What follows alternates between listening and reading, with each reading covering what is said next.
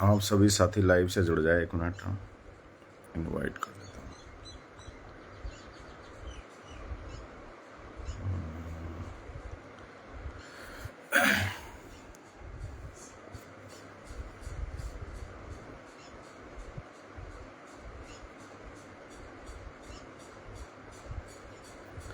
सभी साथी लाइव से जुड़ जाएं। आप सभी के साथ महत्वपूर्ण जानकारी शेयर करने वाले हैं।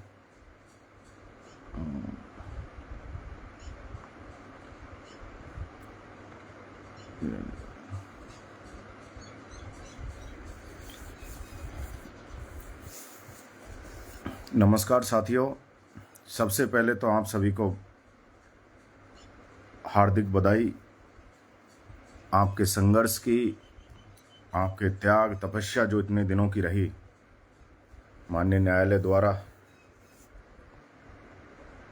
नरेश भाई साहब को जमानत दी गई।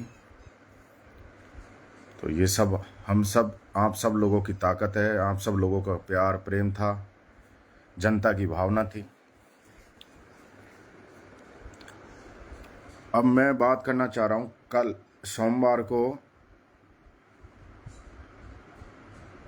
नरेश भाई साहब 3 बजे टोंक जेल से रिहा हो जाएंगे और उस दिन के लिए जो व्यवस्थाएं हमारी तरफ से की गई है, तो आप सभी साथियों के लिए खाने की व्यवस्था है।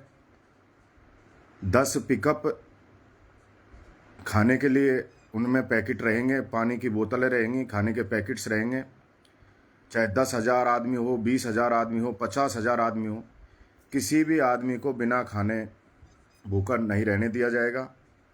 दूसरा, आप सभी साथियों से मेरा निवेदन है, सोशल मीडिया पर अब जो हमारे कई विपक्षी जो लोग हैं, वो खासकर अब इस वक्त माहौल खराब करने की कोशिश करेंगे। उसमें कई फर्जी आइडिया बनेगी, गुजर मीणा करवाएंगे, नेताओं के आपस में अनर्गल टिप्पणियां करेंगे। तो आप सभी साथियों को ये विशेषकर ध्यान रखना है कि किसी भी, चाहे कोई कुछ लिख रहा है तो आपको उसमें उलझना नहीं है, उनको जवाब नहीं देना है, उनसे कुछ बहस नहीं करनी है। कोई पक्ष में लिखे या विपक्ष में लिखे, जेल से छूटने के बाद सब कुछ नरेश भाई साहब तय कर देंगे कि क्या किसने उनकी मदद करी, नहीं करी, क्या रहा क्या नहीं रहा, वो सब कुछ वो तय कर देंगे। लेकिन उससे पहले हमें किसी को टारगेट नहीं करना है, चाहे वो कोई समाज हो, चाहे कोई नेता हो, चाहे कोई धर्म हो, चाहे कोई पार्टी हो, उनकी वो जाने। आप सभी साथियों के लिए ये, क्योंकि नरेश भाई साहब की दीपावली भी जेल में रही और होली भी जेल में रही, और उनका एक ऐसा संदेश है, उनका ऐसा कहना है कि आप सब लोग फटाके, गुलाल, फूल, मालाएं, जिस तरीके से शादी का एक वो रहता है, चाहे होली हो चाहे दीपावली हो, आप जिस तरीके से अपने घर के प्रोग्राम को जश्न करते हैं, उसी तरीके से इस कार्यक्रम को, इस खुशी को हमें व्यक्त करना है, सेलिब्रेट करना है। दूसरा सबसे बड़ा ये रहेगा कि आपके साथ, आपके काफिले में कौन चल रहा है, कौन नहीं चल रहा है, उसका विशेष ध्यान रखना है आप लोगों को। कई ऐसे लोग भी आएंगे जो हमारे बीच में रहेंगे, वो न्यूसेंस करने की कोशिश करेंगे, आपस में लड़ाने झगड़ाने की ऐसी स्थिति, प्रशासन से टकराव करने की स्थिति पैदा करेंगे। इसलिए आपको प्रत्येक मूवमेंट की, आपके साथ कौन है, आपका ग्रुप कौन, किस ग्रुप में आप साथ गए हो, किसके साथ गए हो, किसके साथ नहीं गए हो, तो उन चीज़ों का विशेष ध्यान रखना है। और हर चीज़ को आपको रिकॉर्ड करना है, वीडियो। अगर कोई आदमी ऐसा तुम्हें दिखे कि कोई गलती कर रहा है या कुछ माहौल ख़राब करने की कोशिश कर रहा है, तो आप उसको नोटिस करें, उसका फ़ोटो वीडियो बनाएं, ताकि हमारी नज़र में रहे।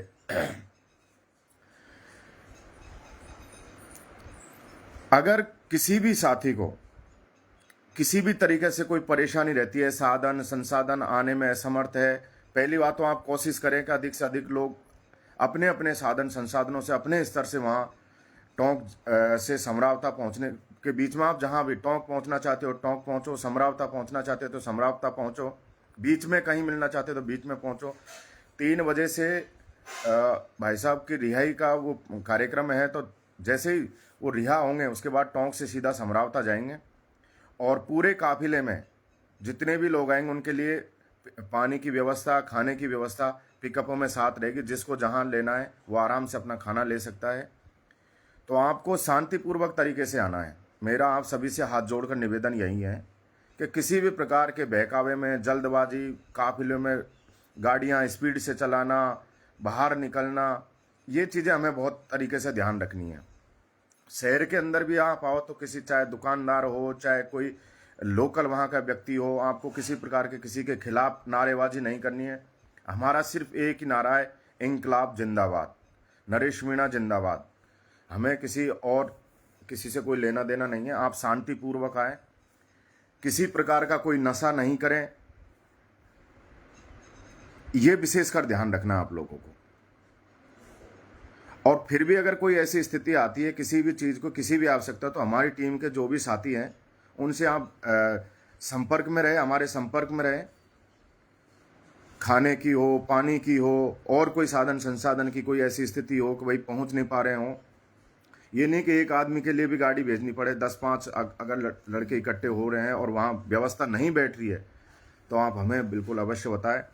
गुलाल लाओ, फूल लाओ, माला लाओ, फटाके लाओ, जश्न मनाओ, बस ये है। लेकिन हमें थोड़ा सा सावधान रहना है, सतर्क रहना है कि किसी प्रकार का कोई न्यूसेंस पैदा नहीं हो, प्रशासन के साथ हो, चाहे किसी भी आम व्यक्ति के साथ हो, या किसी बाजार में, कहीं पर भी ऐसी स्थिति पैदा नहीं हो कि हमें शर्मिंदा होना पड़े और हमारे ऊपर आरोप प्रत्यारोप, लांछन लगे। जिस तरीके से हमने देवली चुनाव जब लड़ा था तो देवली के लास्ट जो हमारा 10 तारीख का वो रैली थी, तो जिस तरीके से वो देवली शहर के अंदर तक गई, लेकिन किसी प्रकार का कोई हाव लड़ नहीं था, शांतिपूर्वक तरीके से हुई। कोई भी किसी प्रकार का कोई दुखद घटना वहाँ से हुई नहीं। तो उसी प्रकार शांतिपूर्वक तरीके से अपने को आना है। अपने ग्रुप के साथ एंजॉय करो, फटाके चलाओ, गुलाल लगाओ, मर्जी आए वो करो, लेकिन नशे से बचना है। दूसरा किसी के खिलाफ बोलने, लिखने, इन सब चीज़ों से बचना है। तो ये ही, और अधिक से अधिक संख्या में पहुंचो। हमारा टारगेट तो यह है कि कम से कम 1 लाख लोगों के आने की संभावना, उससे ज़्यादा आने की संभावना है। 50,000 आदमियों के खाने की व्यवस्था, वो खाने की व्यवस्था मेरे ही अंडरटेकिंग में है और मेरे ही सहयोगी साथी, उनका नाम लेना तो खैर उचित नहीं है, लेकिन उनके द्वारा की गई है। तो आप निसंकोच कहीं पर भी किसी को कोई अव्यवस्था मिले, किसी को किसी प्रकार की कोई आवश्यकता हो, वो हमसे संपर्क में रहे। और विशेषकर यही ध्यान रखना है कि कोई न्यूसेंस पैदा नहीं हो हमारे बीच में। सावधानी से आए, सावधानी से जाए। कोई बड़ा ये जन सैलाब उमड़ेगा कल 14 तारीख को, तो आप इसका ध्यान रखें। बहुत बहुत धन्यवाद आप सभी साथियों को। इंकलाब जिंदाबाद।